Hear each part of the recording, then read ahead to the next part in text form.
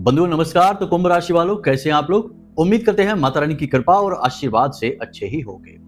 इस पूरे मार्च के महीने में अपनी जेब में चुपचाप रख लेना यह एक छोटी सी चीज, यह एक चीज इतनी शक्तिशाली है कि इस पूरे मार्च के महीने में यह आपके जीवन से हर नकारात्मकता को दूर हटाकर महालक्ष्मी अष्टलक्ष्मी का प्रवेश आपके जीवन में कराएगी। पैसों की बारिश होगी, हर दिशा से पैसे ही पैसे आएंगे, काम धंधे व्यापार में गजब की बरकत होगी और जीवन से हर एक कष्ट समाप्त हो जाएगा। बंधुओं, यह एक चीज बेहद शक्तिशाली चमत्कारी है और ग्रह गोचरों के आधार पर इस पूरे मार्च के महीने इसे अपनी जेब में रखना आपको बेहद अनिवार्य है।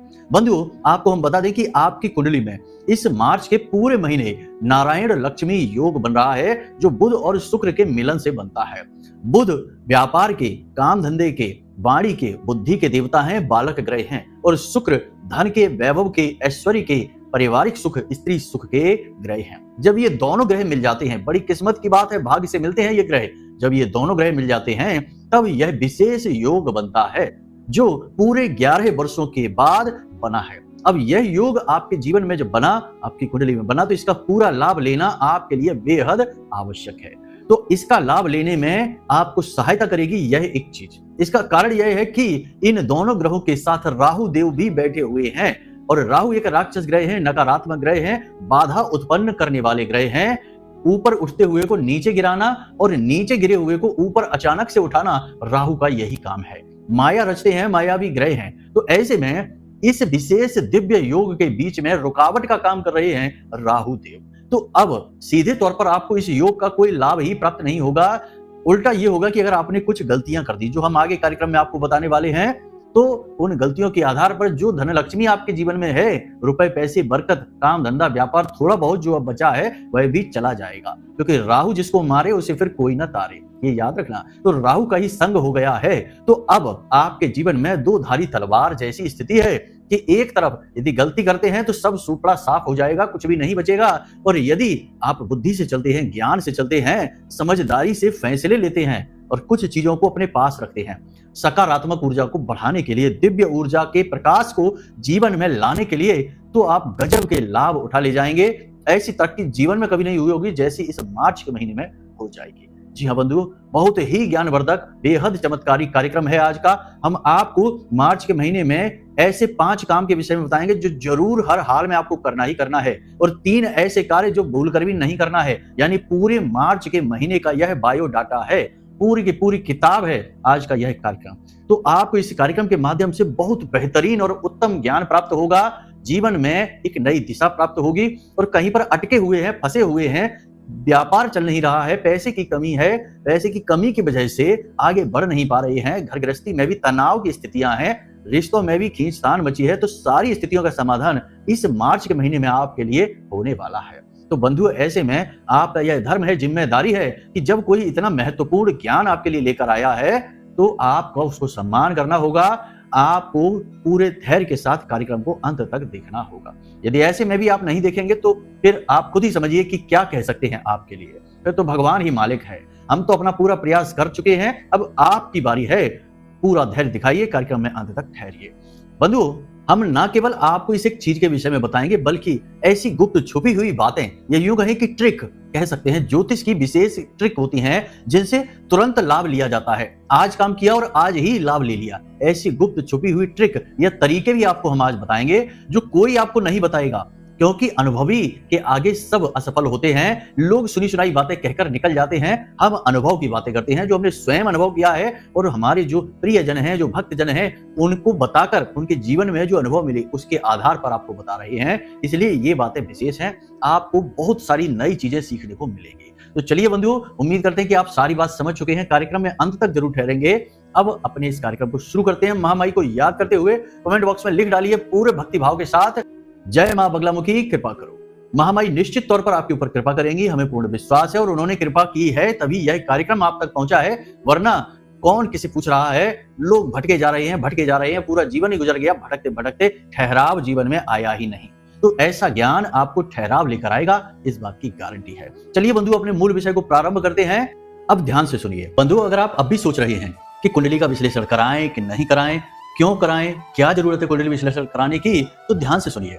आप इस समय तीन तरीके की स्थितियों में फंसे हुए हैं। एक स्थिति तो यह है कि आपके ऊपर बहुत कर्जा है, व्यापार चल नहीं रहा है, घर में भी क्लेश रहता है, रिश्ते नातों में भी उथल पुथल मची हुई है। तो अब इस स्थिति में आप कैसे फंसे? कोई ना कोई ग्रह था जिसने परेशान किया, तो इससे बाहर निकलने का मार्ग क्या है? कुंडली में छुपा हुआ है, इसलिए कराइए। दूसरा कि आप कुछ जीवन में करना चाहते हैं, निर्णय ले नहीं पा रहे हैं, समझ में आ नहीं रहा है कि क्या करें क्या ना करें, तो इस स्थिति में श्रेष्ठ मार्गदर्शन कौन करेगा?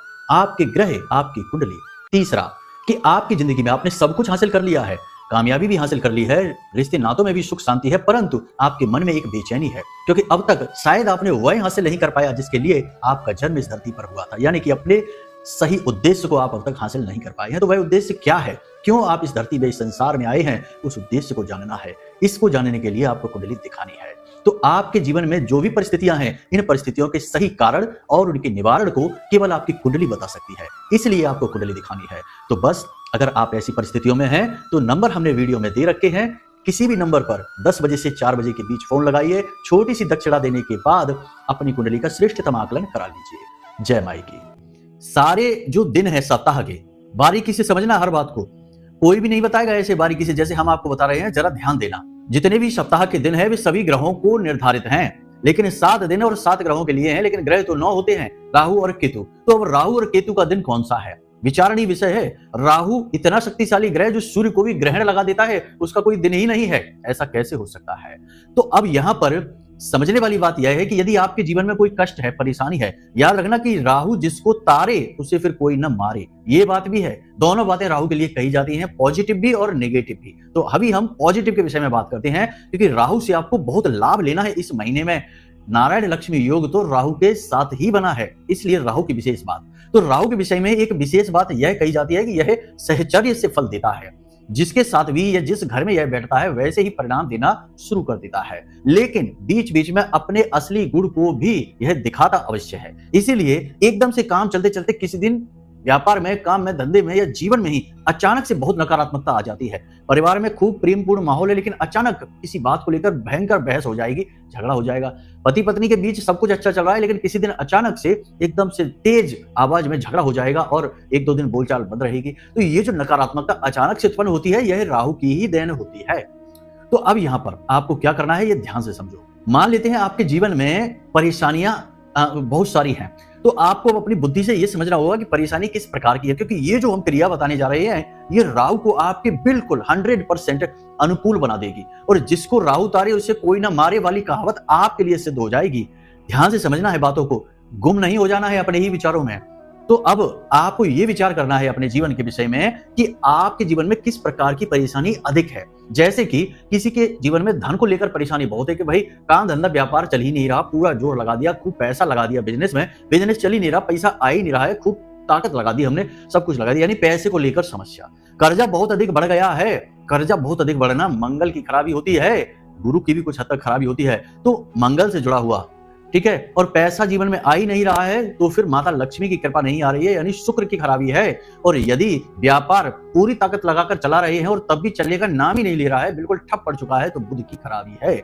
इसी के साथ साथ बंधु, मान सम्मान की कमी हो रही है, लोग आपको ताना दे जाते हैं, बातों बातों में आपकी बेइज्जती कर जाते हैं, आपको भाव ही नहीं देते हैं, आपके अपनों में ही आपका कोई सम्मान नहीं है, बाहर की दुनिया में तो छोड़ो, घर में ही आपकी कोई 2 पैसे की भी इज्जत नहीं है। जी हाँ बंधु, ऐसा भी होता है, अपने ही सबसे ज्यादा दुख पहुंचाते हैं, सबसे गहरी चोट अपना ही पहुंचाता है, ये याद रखना। तो यदि ऐसी स्थिति है तो सूर्य खराब है। तो अब ऐसे में आपको क्या करना है, ध्यान से समझिए। राहु का ये बहुत शक्तिशाली उपाय है, बहुत ही कारगर उपाय है, इसे आप ध्यान से समझिए कि अगर पैसे रुपए की तंगी से आप परेशान है, पैसा आ ही नहीं रहा है, तो शुक्रवार के दिन ये उपाय करना है। बिजनेस नहीं चल रहा तो बुधवार के दिन यह उपाय करना है। यदि कर्जा बहुत बढ़ गया है तो मंगलवार के दिन यह उपाय करना है। यदि शत्रुओं से परेशान हैं, शत्रु बहुत अधिक पीड़ित कर रहे हैं, तब भी यह उपाय मंगलवार के दिन करना है। यदि शरीर में बीमारियां हैं, घर में बीमारियां हैं और बनते काम बनते बनते बिगड़ जाते हैं, यानी काम बन रहा है और अंत तक जाकर बिल्कुल एंड पर जाकर ऐसा लगता है कि एकदम से खराब हो गया, रुक गया, काम रुक सा गया है, तो शनि की खराबी है। तो ऐसी स्थितियों में आपको खुद अंदाजा लगाना है। तो मानकर चलिए कि कर्जा बहुत अधिक बढ़ गया है, तो मंगलवार के दिन ये क्रिया करनी है आपको, और हर मंगलवार को करना है पूरे मार्च के महीने में। धन की कमी है, पैसा नहीं है, तो शुक्रवार के दिन। हम समझा चुके हैं आपको ये बात। तो आपको अगर समझ नहीं आई है तो आप दोबारा कार्यक्रम को देखकर ये चीज समझ सकते हैं कि किस दिन कौन सी समस्या के लिए उपाय करना है। मान सम्मान की कमी के लिए हमने आपको बता ही दिया है कि आपको मंगलवार के दिन यह उपाय करना है। और यदि पति पत्नी के बीच में तनाव की स्थिति रहती है, प्रेमियों के बीच में प्रेम संबंध अच्छा नहीं चल रहा है, किसी बात को लेकर अनबन हो गई है, तो सोमवार के दिन यह उपाय करना है। रविवार के दिन यह उपाय भूल कर भी नहीं करना है। राहु का कोई उपाय रविवार के दिन नहीं किया जाता है, वरना दोष लग जाता है, ये याद रखना है। तो अब यहाँ पर आपने सारी चीजें समझ ली, अपनी समस्याओं को समझ ली और उनके निवारण की विधि को समझ लिया है। अब करना क्या है, इसे आप ध्यान से समझिए। आपको मंदिर में जाना है, ध्यान से समझना है। मंदिर में जाना है, नीले रंग का एक वस्त्र लेकर आ जाना है। कोई भी वस्त्र आप ले जा सकते हैं, टॉवल हो सकती है, छोटा रूमाल हो सकता है, बहुत सारे वस्त्र होते हैं। कोई भी जो रेगुलर प्रयोग में होने वाले वस्त्र होते हैं, साफी बोलते हैं, जो कंधे पर डालते हैं, हम अपने अंग वस्त्र बोलते हैं, वो हो सकता है। कोई भी वस्त्र हो सकता है, नीले रंग का वस्त्र होना चाहिए। साथ ही एक नारियल होना चाहिए, एक नारियल, सूखा नारियल पूजा पाठ में प्रयोग किए जाने वाला नारियल होता है। एक नारियल आपको चाहिए, कुछ भोजन सामग्री और कुछ पैसे, खुले पैसे, आप 10, 20, 50, 100 जैसी आपकी क्षमता हो, स्थिति हो, वैसे पैसे ले जाने हैं। अब आपको मंदिर में जाकर ये जो नारियल है, ये नारियल भगवान को समर्पित कर देना है। जो सामग्री आप लेकर गए हैं, इसे आपको अलग रखना है, ये भगवान को समर्पित नहीं करनी है। नारियल मंदिर में ही दान दे देना है, भगवान को समर्पित कर देना है, भगवान से प्रार्थना करनी है। भगवान के किसी भी मंदिर में आप जा सकते हैं, कोई समस्या नहीं है। दिन का हमने आपको बता दिया कि किस दिन किस समस्या के लिए जाना होता है। तो आपको भगवान के मंदिर में जाकर प्रार्थना करनी है, अपनी समस्या भगवान को बतानी है, फिर निकलकर बाहर आना है। ऐसे समय पर जाइए जब मंदिर के बाहर भिखारी बैठे रहते हैं। उनमें से आपको देखना है कि कोई एक भिखारी ऐसा जो बहुत काले रंग का होता है, बहुत ही काले रंग का। अगर आपका भाग्य बहुत अच्छा है तो ही इससे आपकी मुलाकात होगी, वरना नहीं होगी। तो बहुत ही काले रंग का यदि कोई भिखारी है, या ऐसा कोई भिखारी जो अपाहिज है, या ऐसा कोई भिखारी जिसकी एक आंख नहीं है, या फिर कोई ऐसा भिखारी जो बोल नहीं सकता है, गूंगा है, बधिर है, ऐसा कोई भिखारी है, या फिर कोई ऐसा भिखारी जो बहुत अधिक गंदा है, बहुत ही मैला कुचैला है, पागल जैसा दिखाई दे रहा है, ऐसे किसी भिखारी के पास आपको जाना है और उसे यह सामग्री दे देनी है। खाने की सामग्री, नीले रंग का कोई वस्त्र और कुछ पैसे उसको दे देने हैं। खाने की सामग्री उसे खाने के लिए देनी है और उससे कहनी है कि इसे खा लो। जब वह खाएगा तो उसके हाथ में पैसे रख देना, वह मुस्कुराएगा। अगर उसके मुख पर मुस्कुराहट आ जाती है तो आपका भाग्य बहुत ही अच्छा चमक गया। गारंटी है, जिसको राहु तारे उसे फिर कोई न मारे वाली बात आप पर सिद्ध हो जाएगी। ये बात पक्की है, 100% गारंटी के साथ। अब यदि आपका भाग्य अच्छा नहीं है, आपके अभी ग्रह नक्षत्र तारे साथ नहीं दे रहे हैं, तो ऐसा भिखारी आपको मिलेगा ही नहीं। तो अब ऐसी स्थिति में आपको क्या करना है? तो ऐसी स्थिति में आपको किसी महिला भिखारी को, क्योंकि महिला भिखारी कोई होगा ही वहां, उस महिला भिखारी को यह सामान समर्पित कर देना है। उसे कुछ नहीं कहना है, बस उसे दे देना है और वहां से वापस चले जाना है। वापस आते समय पीछे मुड़कर आपको नहीं देखना है।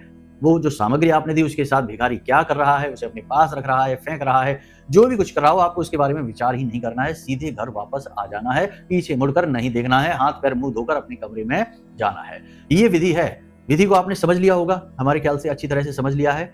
नहीं समझ पाए हैं क्योंकि इसमें यहाँ पर समस्या ये आ रही है कि हर समस्या के लिए एक विशेष दिन हो रहा है। तो कौन सी समस्या आपके जीवन में है, ये आपको अच्छी तरह से समझनी होगी।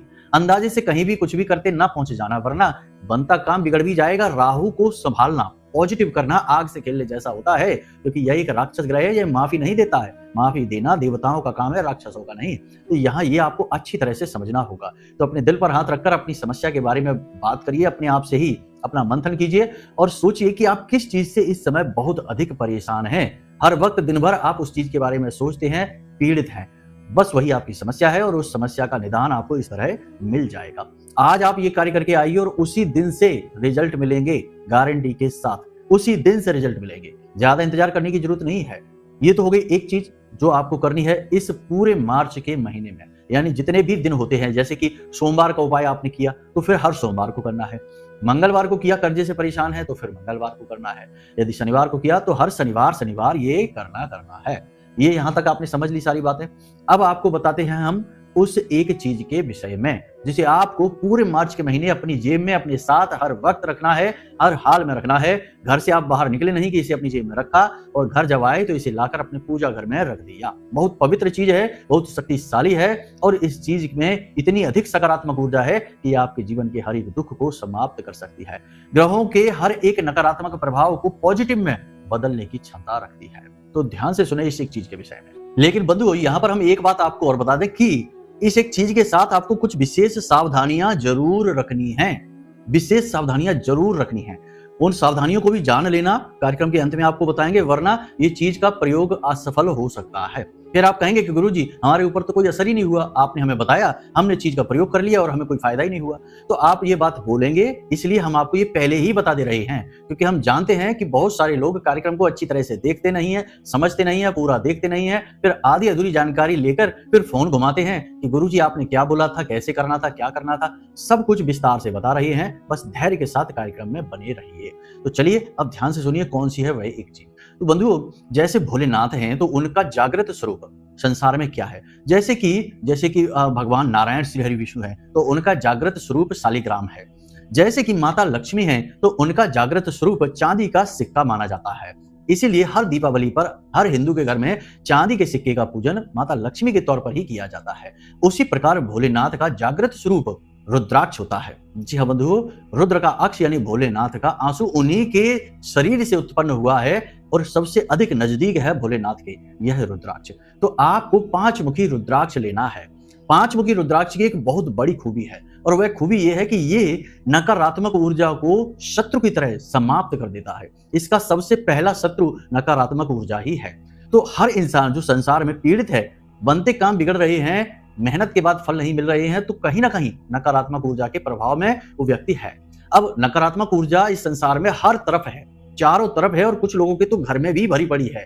तो अब समझिए कि इतनी भयंकर नकारात्मक ऊर्जा के बाढ़ में, समंदर में इससे बच पाना बहुत मुश्किल है।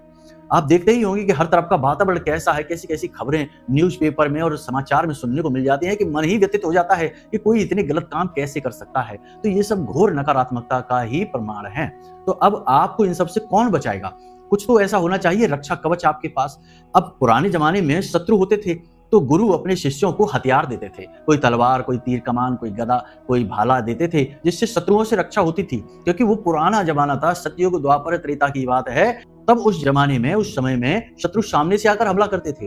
लेकिन अब आज का समय मायावी युग है, कलयुग है। आज के समय में शत्रु कभी सामने आकर हमला नहीं करता, पीठ के पीछे वार करते हैं, आपकी जड़ें खोदते हैं, आपके खिलाफ षड्यंत्र रचते हैं और जिनकी पहुंच है वो तंत्र मंत्र जादू टोना सब कुछ करवा देते हैं।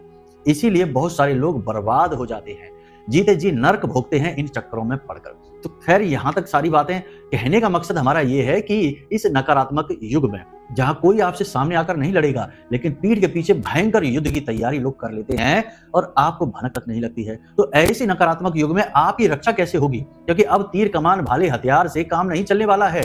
किस पर चलाएंगे? ये कोई भी नहीं है आपके सामने, जो है वो दिखता नहीं है। तो ऐसे में जो दिखता नहीं है उसके लिए वही हथियार चाहिए जो उसे रोक सकता है, यानी ऊर्जा। नकारात्मक ऊर्जा को रोकने के लिए सकारात्मक ऊर्जा का ब्रह्मास्त्र चाहिए आपको, और यह ब्रह्मास्त्र है पंचमुखी रुद्राक्ष।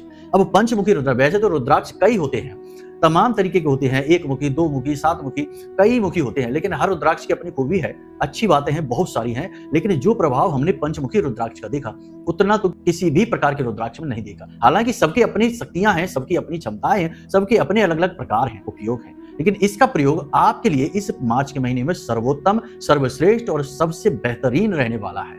तो यहां तक आप समझ गए। बाजार से पंचमुखी रुद्राक्ष लेकर आइए जल्द से जल्द। अब इसे करना क्या है, ध्यान से समझिए। जिस दिन भी आप इसे लेकर आए उसी दिन इसे गंगा जल में डुबो दें।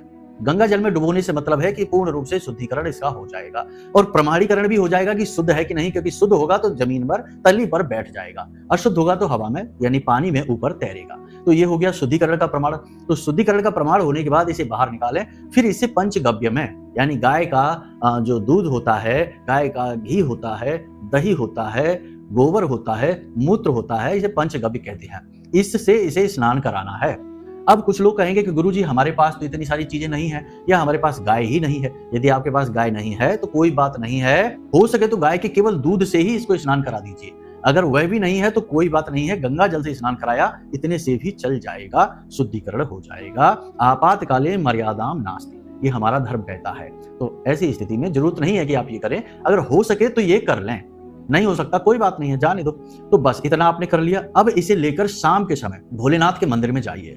भोले बाबा के मंदिर में जाकर इसे शिवलिंग के ऊपर रख दीजिए और वहीं पर बैठकर आपको कम से कम 15 से 20 मिनट पंचाक्षरी मंत्र ओम नमः शिवाय का जाप करना है। माला नहीं फेरना है। पंचाक्षरी मंत्र को माला से किया ही नहीं जाता है, इसे केवल मौखिक शाब्दिक उच्चारण किया जाता है और इसमें संख्या की कोई सीमा नहीं होती है। पुरुष चरण करना है तो एक अलग बात होती है, वही एक विधि है, वह साधना पद्धति है, उसे छोड़िए आप केवल इस रुद्राक्ष की शक्ति को जागृत करना चाहते हैं, भोलेनाथ से इसे जोड़ना चाहते हैं, तो वहीं पर बैठकर आप पंचाक्षरी मंत्र का शुद्ध मन के साथ जाप करिए। गाय के घी का दीपक जरूर जला लेना, भोलेनाथ को कुछ प्रसाद अवश्य चढ़ा देना। तो ये जो रुद्राक्ष आपने वहां रख दिया शिवलिंग के ऊपर, शाम के समय करना है ये क्रिया, और आपको वहां बैठकर जाप करना है। 15 से 20 मिनट जाप कर लीजिए। उसके बाद इस रुद्राक्ष को उठाइए और जलाधारी से, जहां से जल गिरता है नीचे, यानी जो हस्तकमल होता है वहां से जो जल नीचे गिरता है, उस जलाधारी में से लगा दीजिए। थोड़ी देर के लिए इसे उसी जल से स्नान कराइए।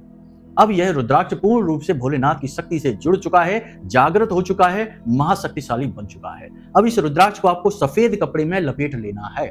बस इतना करना है, सफेद कपड़े में लपेट लीजिए और इसे बड़ी ही पवित्र भाव के साथ, सफेद कपड़ा कोरा होना चाहिए, नया, और याद रखें कि यह सूती कपड़ा नहीं होना चाहिए। सूती कपड़ा बहुत जल्दी दूषित हो जाता है, इसलिए टेरिकॉट का कपड़ा चलेगा या कोई भी अन्य प्रकार का, बस शुद्ध सूती कपड़ा नहीं होना चाहिए, कॉटन नहीं होना चाहिए। तो इस रुद्राक्ष को आपने लपेटा सफेद कपड़े में और लाकर अपने पूजा घर में रख दिया। बस यह काम हो गया आपका हथियार तैयार है।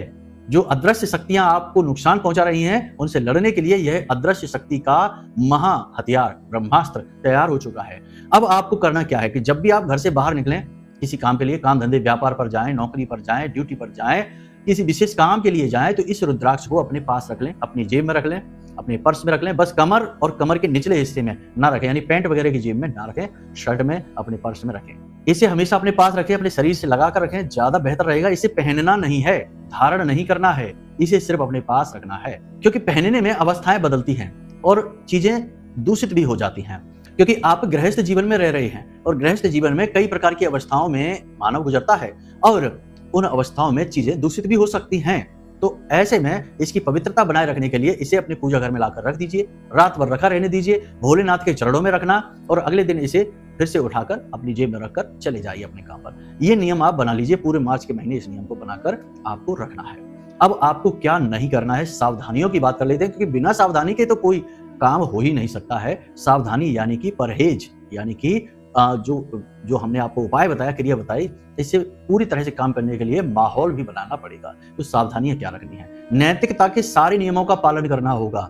जब यह रुद्राक्ष आपकी जेब में होगा, आपके पास होगा, आपको बिना मतलब में झूठ नहीं बोलना है। बहुत ज्यादा जरूरी है, काम बन ही नहीं रहा है, बहुत सारा काम बिगड़ सकता है, तो झूठ बोल सकते हैं, लेकिन किसी को अहित ना हो ऐसा झूठ बोलना है। दूसरा कि बेईमानी के काम नहीं करने, बेईमानी के विचार मन में नहीं लाने हैं, अच्छाई के विचार मन में लाने हैं। गाली गलौज नहीं करना है, वाणी पर नियंत्रण रखना है, और घर से बाहर निकलने से पहले इत्र, परफ्यूम अपनी बॉडी पर, अपने कपड़ों पर अवश्य डालकर निकलें। और अपनी जेब में एक सफेद रुमाल अवश्य रखें, उसे गंदा ना होने दें, मैला ना होने दें, उसे प्रयोग ना करें।